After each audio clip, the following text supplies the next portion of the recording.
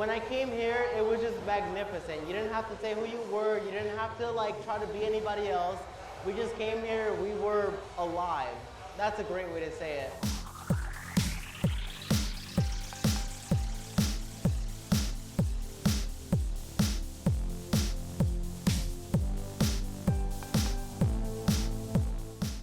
But I had never been in a gay nightclub.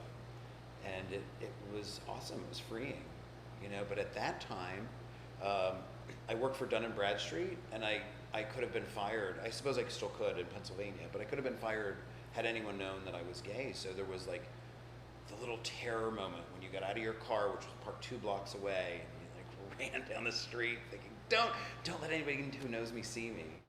Well, when I first started coming here, you had to never came by yourself, and if you did, sometimes you had to like run up the sidewalk, you know, to get in here. There was a lot of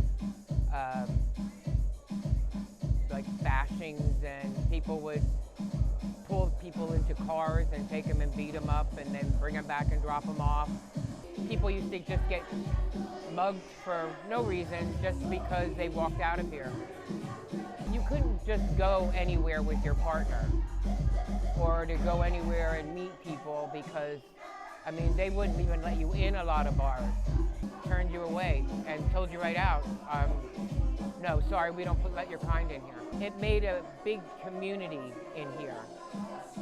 The Stonewall was the place to be. And you knew everybody. Everybody knew everybody. This is where it began for me. Like, my drag career began on this stage. So, and it also where a lot of my opportunities stem from, like me having other people saying like, sure, you could perform, you know? So me having that opportunity and constantly being here, if not like 2 to 3 times a month back in the day, it definitely, like, you just get used to it. So it becomes like your second home because you spend so much time here.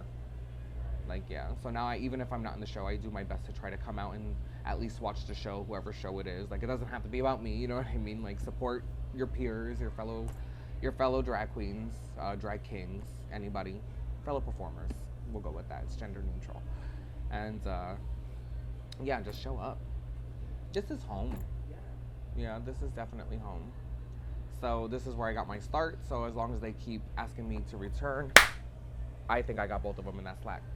As long as they keep asking me to return, I will definitely keep coming back.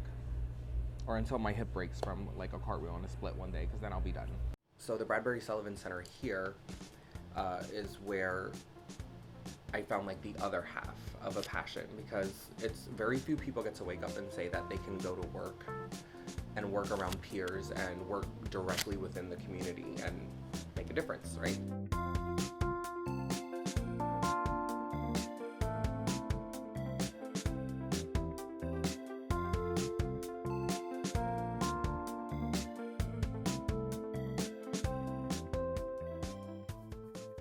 My wonderful partner, Patricia Sullivan, and I had lived here for about 10 years, and we recognized that we really needed to do more to support the LGBT community. The very first Pride Festival happened here, which was in 1994, and we volunteered for a booth, to run a booth there, and then we met Steve Black, who was that guy in the Advocate magazine there, and Steve and I and Trish ended up creating an organization called Pia Gala, which was a significant political organization that was instrumental in passing the anti-discrimination ordinance in Allentown and in Easton.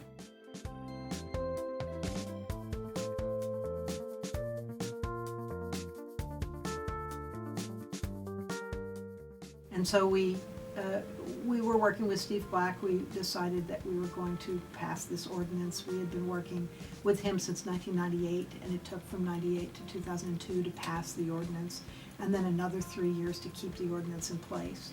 So one of the things we did was we started a newspaper called the Valley Gay Press, and we ran that for 18 years. And we also worked with Steve to create really, really cogent voter information that we sent directly to every person that was on our mailing list. We built this mailing list through the Pride Festivals every year, through our booths at the Pride Festivals. And we did a lot of other lobbying exercises to get major employers to include domestic partner benefits and non-discrimination policies that included sexual orientation and gender identity. After 10 years of working with Pia Gala, then Trish and I decided that because we were producing a newspaper out of our own pockets, because we didn't have any money to do that we would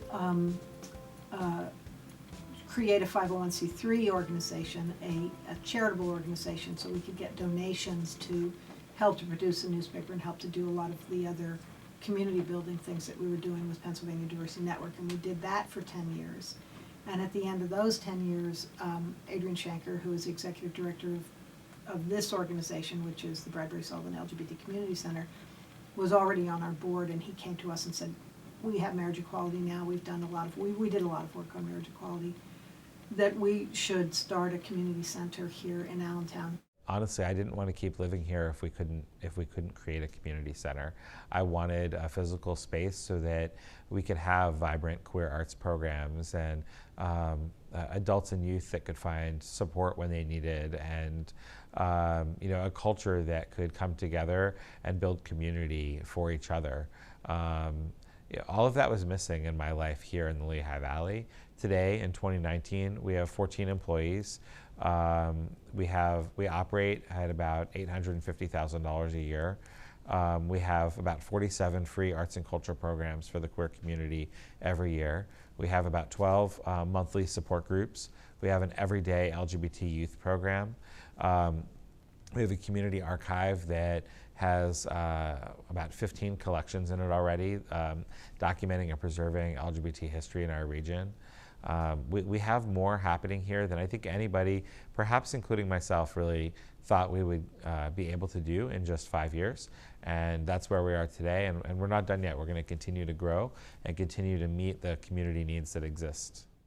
Bradbury Sullivan Community Center, I love that for the simple fact that we finally have something here in Allentown that gives back to the community itself, but to the gay community. It's like an organization that helps you if you are the youth, if you have nowhere to go, if you have struggles with your bills, with anything, there are people who can help you.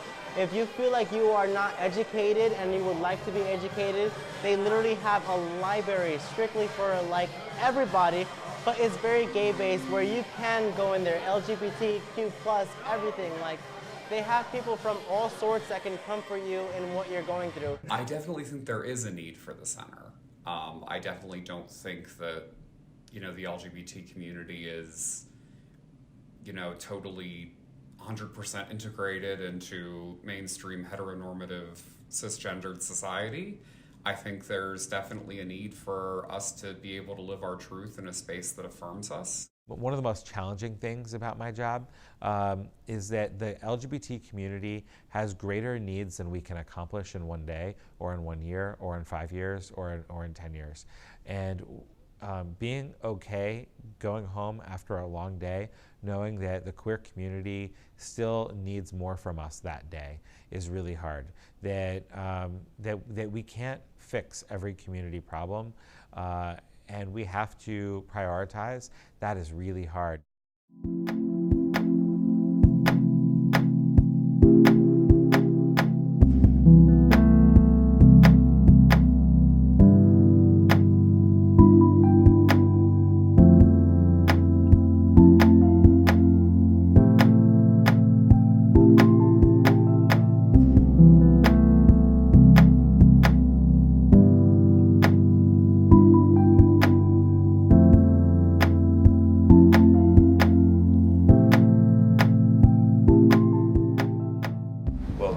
Definitely, as gay bars slowed down and gay men particularly found the internet and Grindr and all those other services, it was gay.com before that, they didn't need to come to a gay bar. And since now gay people feel more comfortable spending their money other places, and people are accepting of gay people because they have money. So, the crowd, we don't see everybody all the time anymore, but they're out there and they do come in for special events. The other gay bars are closed in Allentown, like Candida's is closed, Diamonds is closed. People get older, they buy homes and they have jobs that they have to go to work at 5 o'clock in the morning, times change. That's just all it is. I think I'm in the minority when my belief is that the internet and Grindr and all of that was not as responsible for us losing business as many people will agree respectfully. And they're not being a jerk, but I think we just didn't stay contemporary with what was happening. And I think that people who were running gay bars just put a wall up against what the internet and what apps all represented, rather than saying, hey, how can we incorporate that into what we're doing? It was kind of like a pushback and an ignore. And I think that right up until that point, everybody was being served, the communities were being served, but then as the technological advancements happened where everything was in your hand, gay bars weren't thinking about like, how do we manage them? What do we do? We never had to think about that before, because you just opened your doors, and if you were a gay bar, people came in because it was a safe space. But then you had to think about like, wow, we need to be more creative with programming, we need to expand, we need to really think about how we're presenting ourselves. Drag was different back then in the area. It was largely more celebrated and more attended than it is now. I feel like it's like slipping a little bit. Like it's not completely dead, but it's not what it was. People get comfortable now with the little bit of progression that we've had as a community and with acceptance out in public.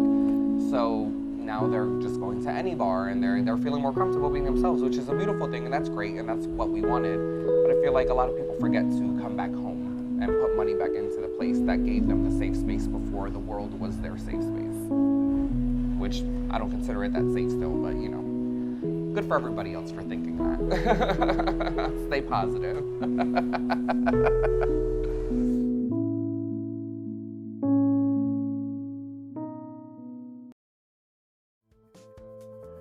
Did I get her? This will be great. Gag reels! I didn't get her. Stonewall. Oh, you bitch. Sorry. A few years ago, I'm gonna get her. I used to do my makeup back in the day. So, I'm not gonna clap. Because I saw it leave before I had a chance. Really? Like, what is that? You did it! You did it! Yes, Okay. queen! Rest in pieces, bitch. No.